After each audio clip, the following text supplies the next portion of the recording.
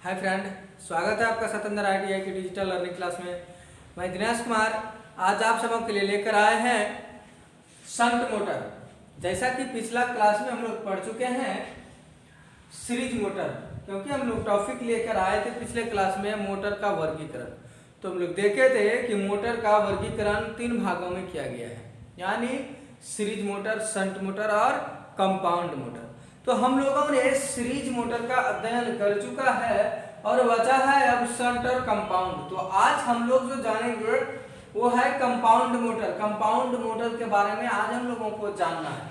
तो compound motor को जानने से पहले हम लोगों को उसके डायग्राम को समझना होगा।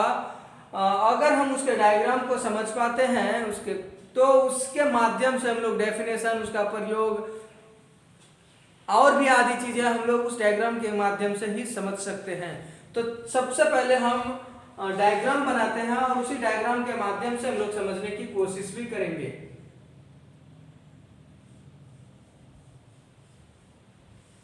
यह हमारे एक शंट फील्ड तैयार हो गए और जैसे ही हम शंट फील्ड तैयार किए और शंट फील्ड बनने के बाद हमको क्या करना है, एक आर्मेचर लगा देना है। आर्मेचर जो होता है, आप ध्यान दीजिएगा कि आर्मेचर जो होते हैं वो शंट फील्ड के समांतर में होते हैं।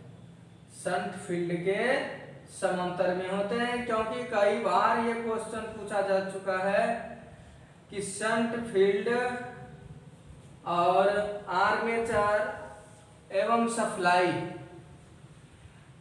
ये आपस में किस क्रम में जुड़े रहते हैं। यानी अगर हम बात कर लें तो शंट फील्ड जो होते हैं वो आर्मेचर की पैरेलल में होते हैं। आर्मेचर के पैरेलल में क्या होते हैं, शंट फील्ड होते हैं। जैसा कि आप लोग पिछले क्लास में देखे होंगे सीरीज मोटर की डायग्राम, तो उसमें सीरीज फील्ड थे, उसमें क्या लगा हुआ था, सीरीज फील्ड, और वो भी आर्मेचर के सीरीज में।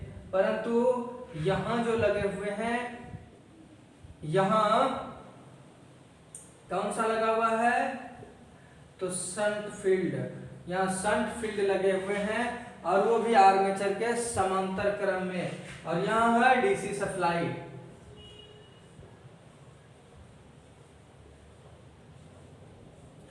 अगर हम बात कर लें तो यही हमारा एकदम सिंपल सा डायग्राम है और इसी डायग्राम के माध्यम से हम पूरा शंट जनरेटर को समझ लेंगे।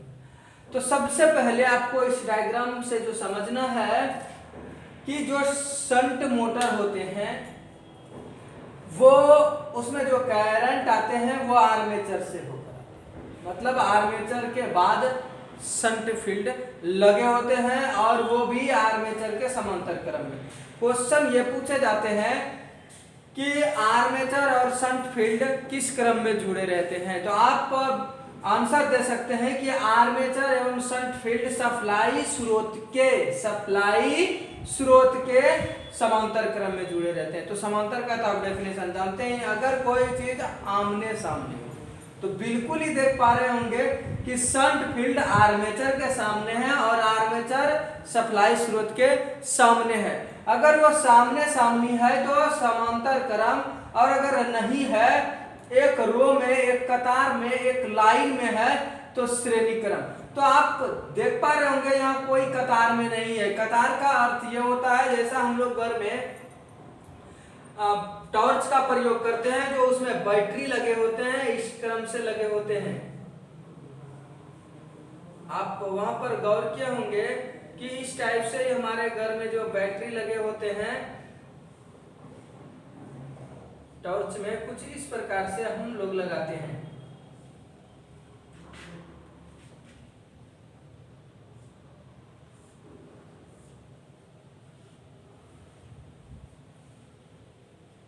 इस प्रकार से positive negative, negative positive, negative और ये पॉजिटिव, एक निगेटिव दूसरा पॉजिटिव, एक निगेटिव और दूसरा पॉजिटिव। अगर इस प्रकार, इसको हम लोग कहते हैं क्रम। जैसे ट्रेन की डब्बे वो होते हैं क्या, कतार में होते हैं, एक सिद्ध में सब जुड़े रहते हैं। तो ट्रेन के जो डब्बे हैं वो श्रेणी क्रम में।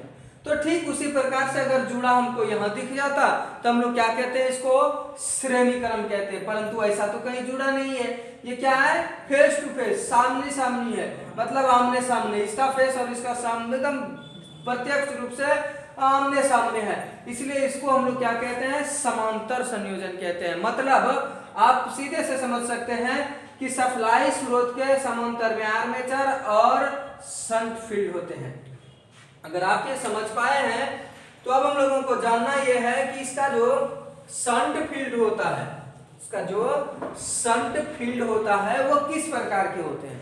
तो जैसा कि आप सीरीज मोटर में देखे होंगे, सीरीज मोटर का अगर क्लास अटेंड किए होंगे तो वहां सुने होंगे कि सीरीज मोटर का जो सीरीज वाइंडिंग होता है वो मोटे तार के होते हैं, वो मोटे तार के और कम टर्नों के होते हैं, जबकि शंट फील्ड जो होते हैं यह पतले तार के होते हैं और अधिक टर्नों के होते हैं। अब जाहिर सी बात है कि अगर ये पतले तार की है और अधिक टर्नों की है तो क्या हो सकता है, पतला तार है मतलब रेजिस्टेंस अधिक होगा, और अधिक टर्न भी है तो फ्लक्स मतलब क्या करेगा, टर्न अगर ज्यादा है तो मैग्नेटिक फील्ड अधिक बनाएगा, रेजिस्टेंस भी ज्यादा है मैग्नेटिक फील्ड भी अधिक बनाएगा।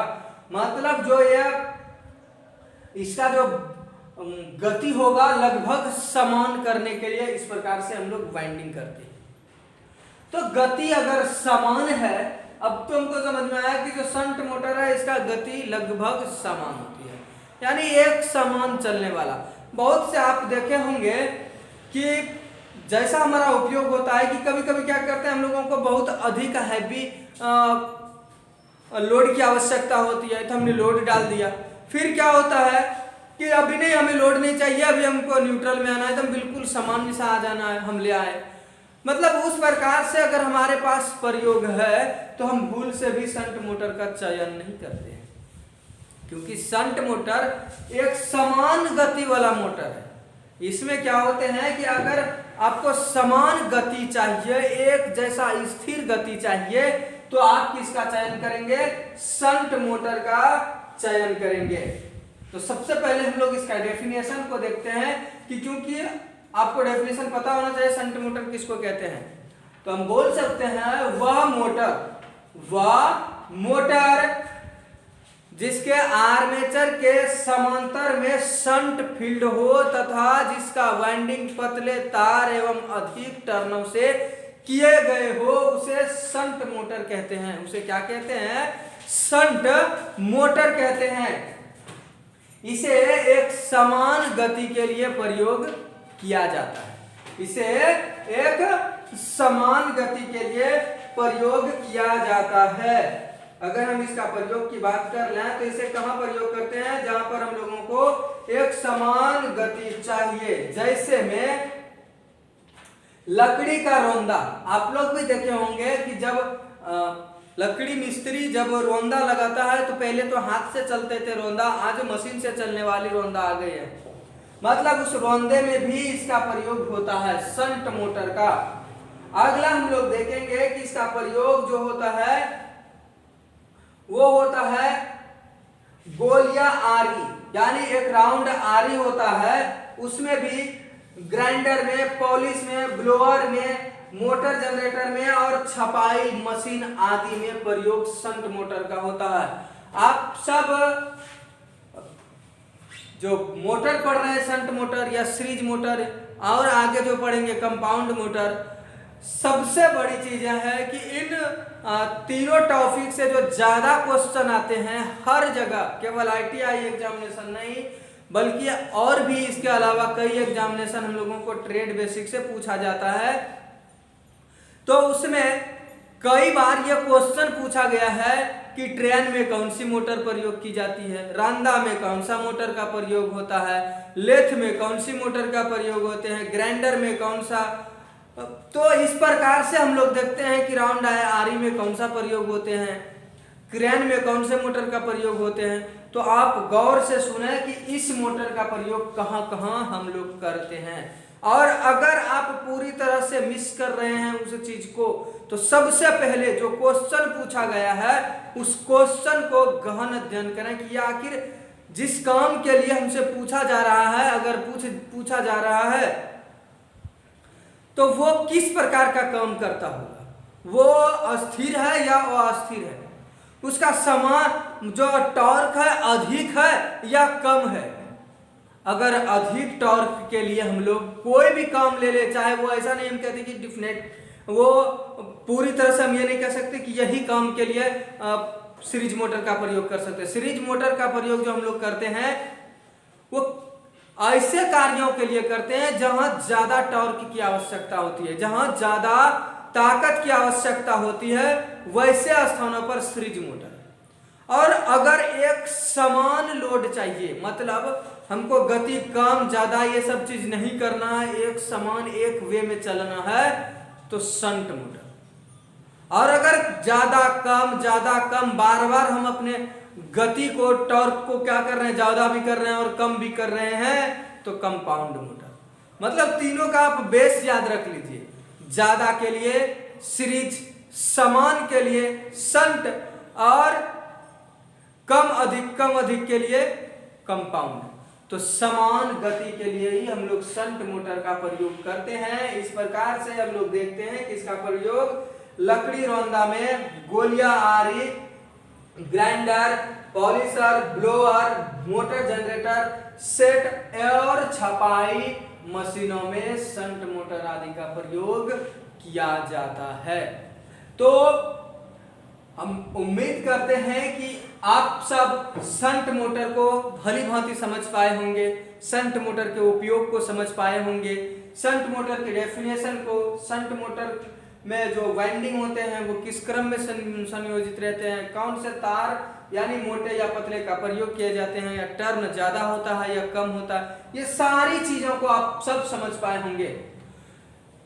आज के लिए बस इतना ही, मिलते हैं नेक्स्ट क्लास में किसी नेक्स्ट टॉपिक को लेकर। तब तक के लिए धन्यवाद।